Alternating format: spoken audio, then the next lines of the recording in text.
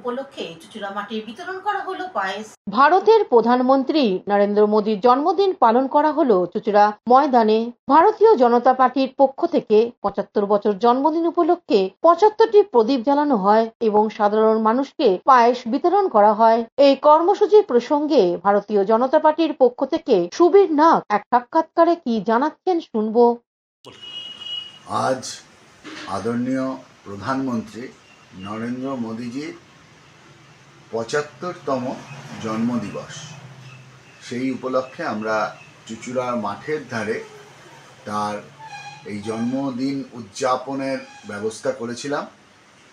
আমরা এখানে তার দীর্ঘায়ু কামনায় ৭৫টি প্রদীপ জ্বালালাম এবং ঈশ্বরের কাছে আমরা কামনা করলাম তিনি যাতে আরও দীর্ঘদিন ভারতকে শক্তিশালী করবার জন্য তার এই প্রধানমন্ত্রীত্বে থাকতে পারেন।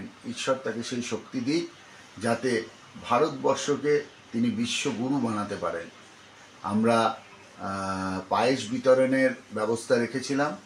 প্রায় ৫০০ মানুষ আজকে এখান থেকে আমাদের এই উদযাপনে মোদিজির জন্মদিন উদযাপনে অংশগ্রহণ করে পায়েস গ্রহণ করেছেন এবং স্বতঃস্ফূর্তভাবে সকলেই মোদিজির সুস্থ জীবন এবং দীর্ঘায়ু কামনা করেছেন। হুগলি থেকে চন্দনা দত্তের রিপোর্ট, হুগলি আপডেট।